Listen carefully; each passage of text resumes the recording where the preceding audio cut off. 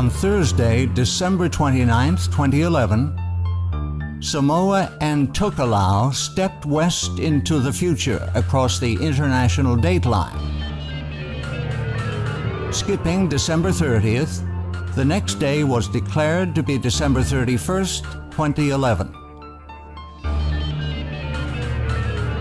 The move was purely for economic convenience. Samoa has close trading ties with Australia, New Zealand, and China. Being one day behind their closest neighbors cut 2 days, Monday and Friday, from each work week. While most Samoans welcome the change, the skipped-over date presents serious challenges to Christians who conscientiously believe the week has cycled without interruption since creation, and they need to worship on a specific day of the week. When it is important to worship on a precise day, deleting one day from the calendar can have weighty consequences. The fact is, the international date line is a relatively recent man-made invention. It zigzags its way down the Pacific Ocean and has changed several times over the years.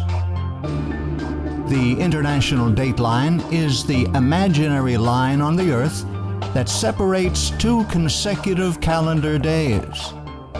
The date in the Eastern Hemisphere, to the left of the line, is always 1 day ahead of the date in the Western Hemisphere. It has been recognized as a matter of convenience and has no force in international law. Without the international date line, travelers going westward would discover when they returned home 1 day more than they thought had passed, even though they had kept careful tally of the days they were away. This happened to Magellan's crew after the first circumnavigation of the globe.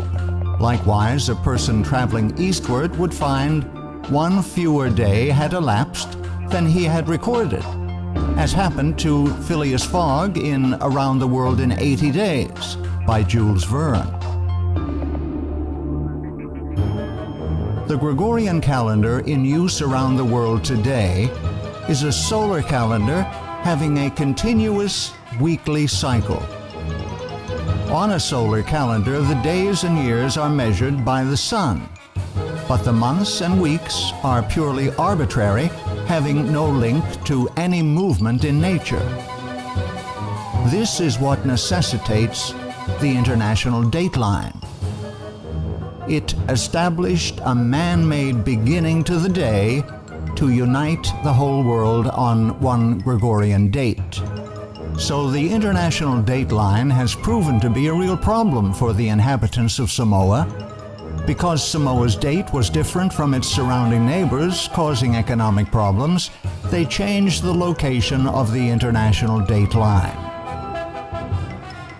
The international dateline is an attempt by man to solve a man-made problem, which inevitably occurs on a round Earth when one uses a continuous weekly cycle, not anchored to the heavenly bodies and the rotation of the Earth.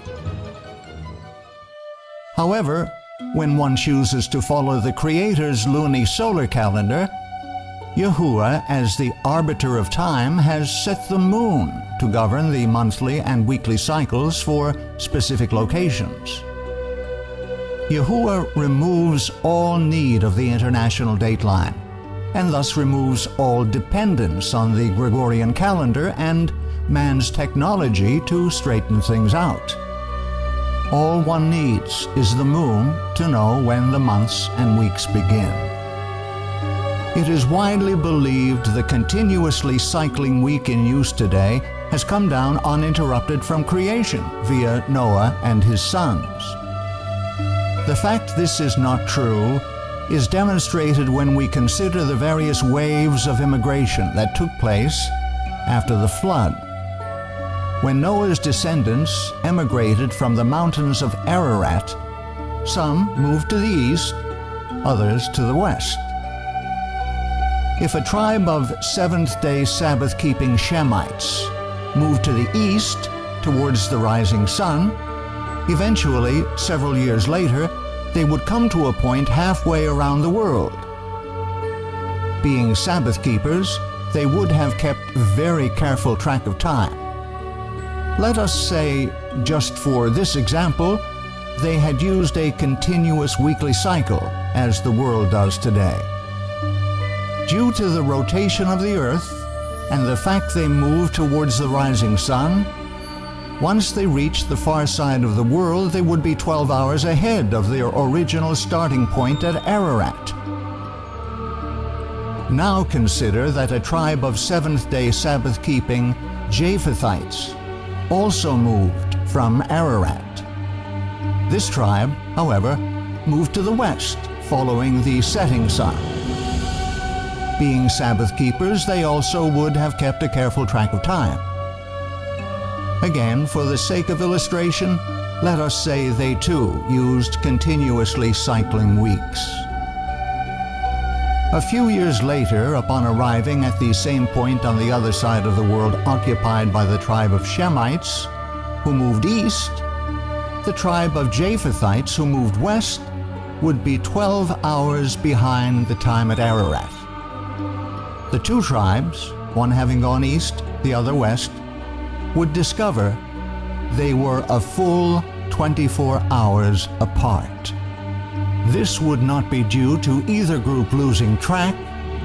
Rather, it is simply a function of the rotation of the earth that when one group travels east, they travel ahead of the daylight, while the group that travels west travels backward into the night that comes before the day. So which group is correct? The answer is, if they had been using a continuous weekly cycle, they would both be correct, which is not possible. And herein lies the crux of the problem. This conundrum actually proves the ideology of continuously cycling weeks from the days of creation to be absolutely false. As people spread out and populated the world in the centuries following the flood, they took with them the method of timekeeping used by Adam and his descendants, which was brought down through the flood by Noah and his sons. This method of timekeeping, established by Yahuwah at creation, was the LuniSolar calendar. Unlike the solar Gregorian calendar, which uses only the sun for marking time in days and years, the LuniSolar calendar uses both the sun and the moon for time calculation. Like the solar Gregorian calendar, the LuniSolar biblical calendar uses the sun to measure days and years. Unlike the solar calendar, however, the LuniSolar calendar uses the moon for regulating months. This, in turn, keeps track of the 7-day weeks because the weekly cycle restarts with each new moon. The result is, if two tribes moved away from Ararat, one to the east, the other to the west, and encountered each other a few years later on the other side of the world, they would both be 12 hours different from their original starting point at Ararat, but they would not be 24 hours apart from each other. As each tribe moved, they would keep track of time by watching the moon. As the tribes moved closer together on the far side of the world, their observation of the moon would also draw closer and closer together, so that when they finally met, they would both be as at the beginning of their journey, on the same day and the same date. Here is seen the beauty and symmetry of the heavenly system of timekeeping.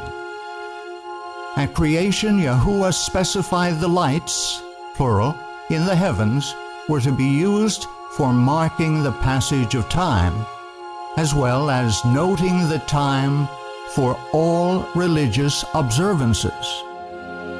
And Yahuwah said, "Let there be lights in the firmament of the heaven to divide the day from the night, and let them be for signs, and for seasons, and for days and years. The word seasons comes from the word moed. This is a word widely used to refer to all religious gatherings. In fact, all of the feasts listed in Leviticus 23, the first of which is the seventh-day Sabbath, are also called moedah, the plural of moed.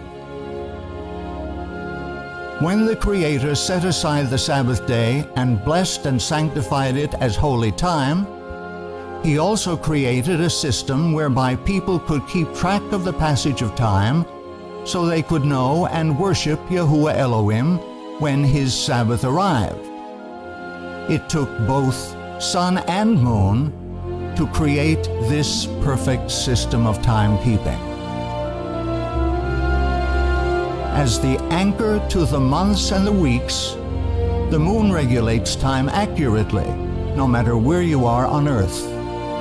Thus, were a tribe of Shemites to move east, and a tribe of Japhethites move west and reunite a few years later, they would be united on the same weekly schedule, because the basis for their weekly count is anchored in the heavens.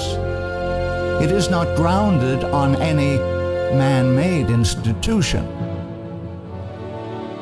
Scripture explicitly states that the moon was created to mark the passage of time. He created the moon for seasons, moedah. The sun knoweth his going down. Because the modern weekly cycle has no ties to anything in nature, problems arise that do not exist in the LuniSolar calendar of creation. Specifically, the need for an arbitrary international dateline. A continuous weekly cycle anchored to nothing in nature is a man-made institution. The international dateline is simply a man-made solution to a man-made problem. On the counterfeit pagan papal calendar, months are arbitrary and dates have an artificial starting point at the international dateline, itself arbitrary and movable. Only on the biblical calendar are months and dates anchored to the lights in the heavens, which were given by Yahuwah for the express purpose of regulating time. Yahuwah's calendar, using the combined action of the sun and the moon for marking the passage of days, weeks, months, and years, will stand forever. It forms an integral part of the very structure of the heavens.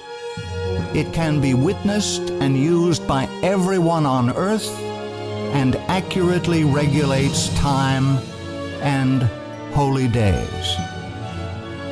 It shall be established forever, like the moon, even like the faithful witness in the sky. With all of this in mind, which calendar will you use to find the correct dates to worship? Man's, the Gregorian calendar, or Yahuwah's, the LuniSolar calendar?